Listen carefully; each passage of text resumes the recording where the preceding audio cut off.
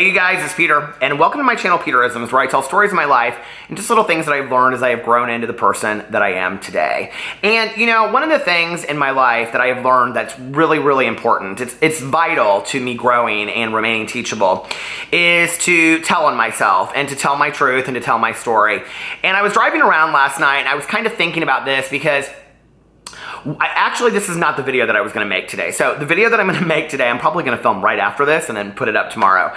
But this is something that I think it's important for me to talk about, because one of the things I was going to talk about for my video that I was going to do was setting goals for ourselves and things that we want to improve on and becoming a better person. And, you know, I'll talk about this later, but you can't really know where you are going or where you want to go unless you kind of chart out a map first. And so it's important to come up with goals of things that you want to improve upon or areas that you want to remain teachable on, if that makes sense. So if there are areas in your life that you struggle with, you have to continue to work towards that.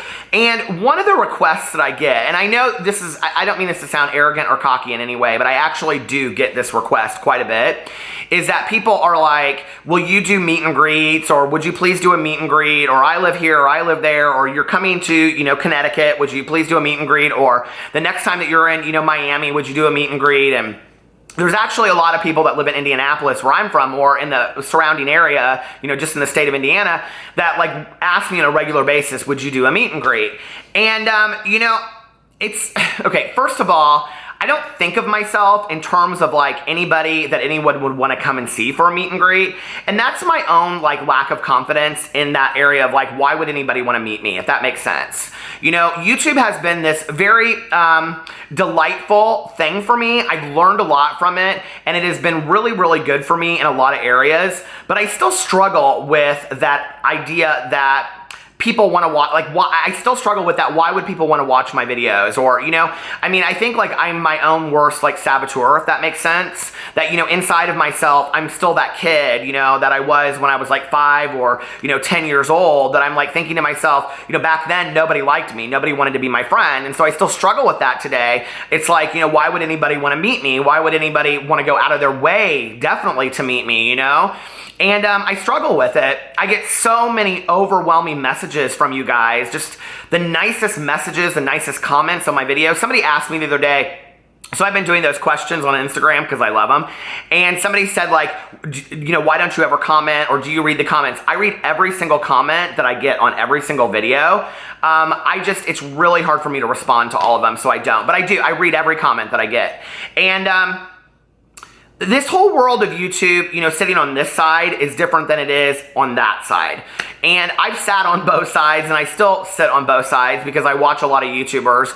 And, you know, I say in my drama channel videos jokingly, like, if I met so-and-so, if I met Jenna Marbles, I'd just, like, you know, faint a million faints. Or if I met, you know, Colleen Ballinger or Miranda Sings, I'd faint a million faints and things like that. And there's so many YouTubers that I like look up to and that, you know, I've watched for so many years, you know, that they seem like, you know, icons to me. They seem like celebrities, like movie stars, that if I actually met them in person, I just really, you know, I know that we're all human. I mean, I know that at the end of the day, we're all human, but I've only ever seen them on video.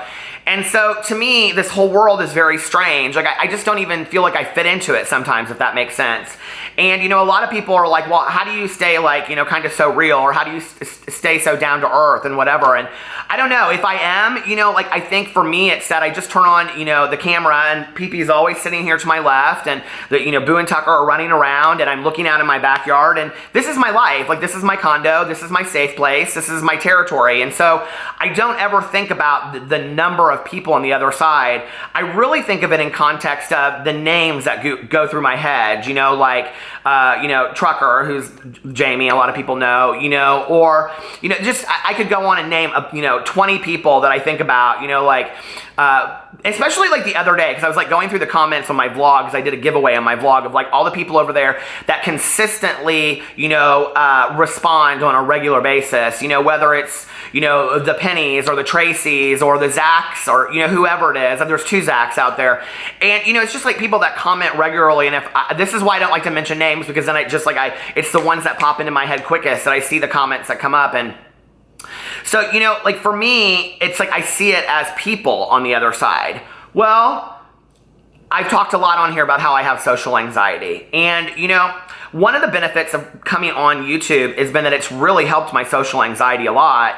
And the last couple years, and I think honestly, like one of the things is that a lot of YouTubers don't talk about this, but I think a lot of YouTubers and even a lot of like really big YouTubers suffer from social anxiety. You know, they stay in their houses or their apartments, they don't really leave, they have a lot of control, creative control over what they're doing, but then they put out there what they want the world to see, or, you know, what is going on in their lives, and then they just kind of like live their lives. They don't, like, you know what I mean? Like, it's easy to live online, but then it's different when you're like out in public, which is why I've really tried to like focus on my vlog. And my vlog specifically, I think, especially the pieces where I'm like out doing stuff, has really helped me.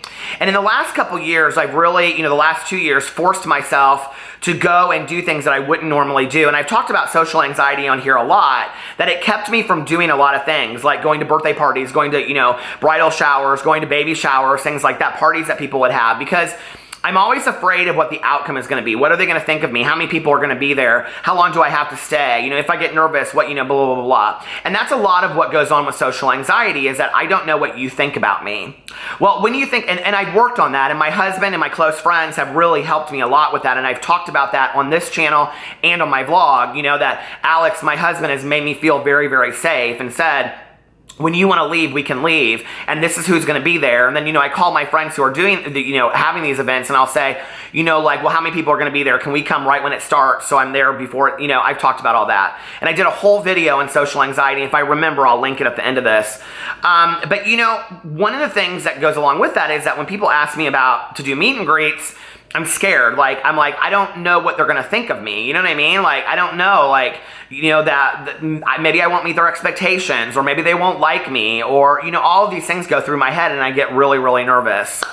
Well, my video that I was going to do today, which I'm going to do for tomorrow, I'm going to talk about it, was setting goals for yourself to remain teachable and continue to grow. And, you know, it's like, I always think to myself, nobody's going to show. Like, if I did a meet and greet, it'd be like one person, you know? So what's the point? Should I do it at Starbucks? Should I do it at the Chinese buffet? Should I do it at the Bob Evans? I mean, nobody's going to show up, right? So why would I do it? And,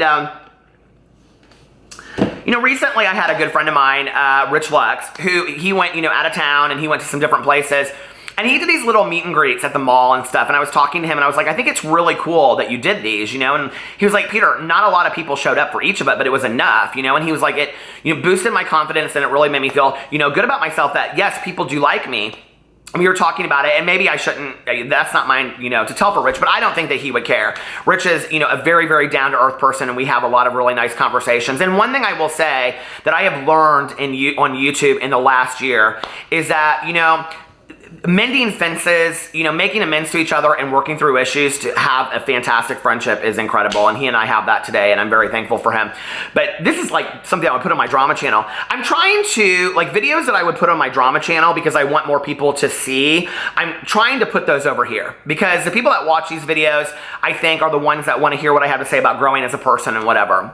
So I thought about that, and I was thinking about that last night. My mind's, you know, like constantly spinning, and I'm thinking to myself, you want to build your confidence, and you want to be, you know, less confined and held hostage to your social anxiety.